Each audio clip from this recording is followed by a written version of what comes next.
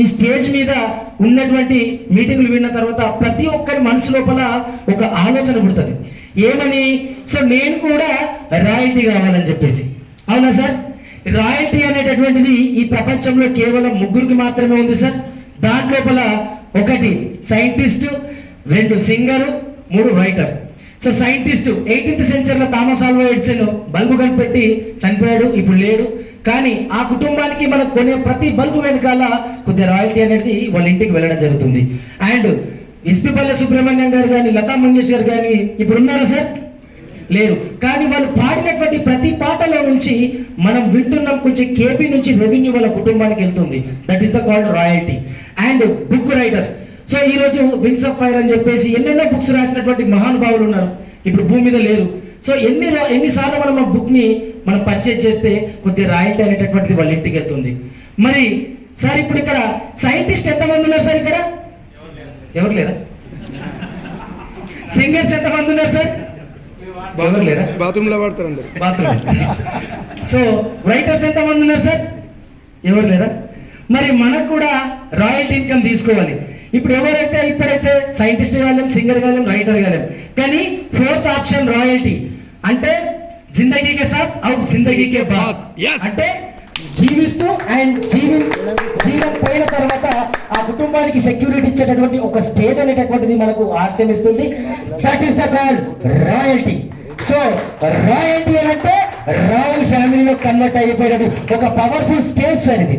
So ఈ hall లోపల, ఈ పవర్ఫుల్ హాల్ లోపల, ఈ అందమైన హాల్ లోపల రాయల్టీ లెవెల్స్ వాళ్ళు ఉన్నారు సార్. చూస్తారా? సో ఫస్ట్ చూడాలి అని అంటే ఒక్కసారి ఇప్పుడు మీ అందరి ముందట, మీ అందరి కరతాల ధ్వనుల మధ్యలో నేను వాళ్ళని ఆహ్వానిస్తున్నాను. ముందుగా దయచేసి జాగ్రత్తగా రండి. Last month new royalty achievers ఒక 2 ఉన్నారు సార్. సో చూద్దామా? మీరు ఎస్ అంటేనే పిలుస్తా సార్. చూద్దామా? చూద్దామా? సో కొత్త వాళ్ళు. సో లాస్ట్ మంత్ కొత్త రాయల్టీస్ ఎంతమంది ఉన్నారు sir? All royalty achievers please come on the dais sir. ఒకసారి గట్టిగా చెప్పండి sir. Last month royalty achievers last month sir please. Welcome sir, welcome sir. మీరు కూడా సార్ కొట్టు గట్టిగా క్లాప్స్ కొట్టారా? న్యూ ఇన్ వరల్డ్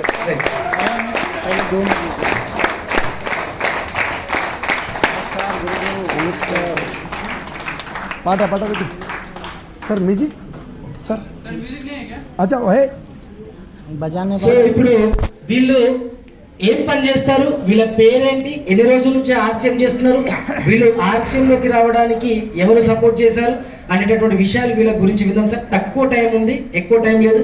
మైక్ మాత్రం నా చేతుల్లో పెట్టుకుంటాను, ఎందుకంటే వీళ్ళ కెపాసిటీ నాకు తెలుసు. మైక్ ఇచ్చిన బట్టి వదలరు. కాబట్టి మనం ఎవరి మాట వినేది ఉంది? జయనారాయణ సార్ది.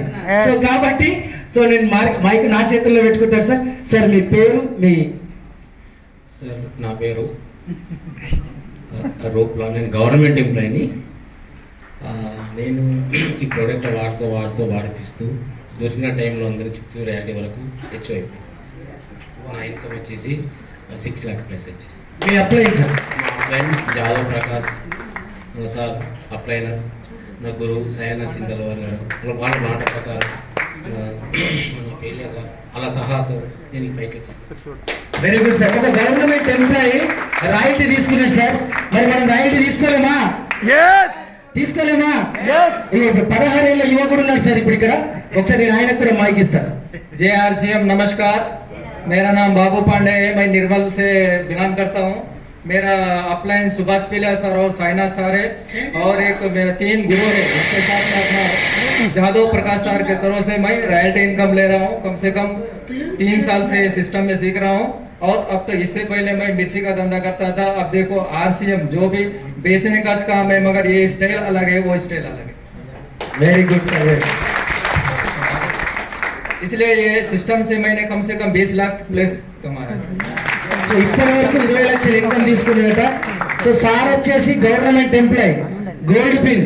సో రాయల్టీ ఇన్కమ్ అని అంటే ఫస్ట్ 25 నుంచి 30 వరకు ఇన్కమ్ వస్తుంది. అండ్ ఇయర్లీ బోనస్ లోపల ఎవ్రీ మంత్ 10 పాయింట్స్ వస్తాయి. సో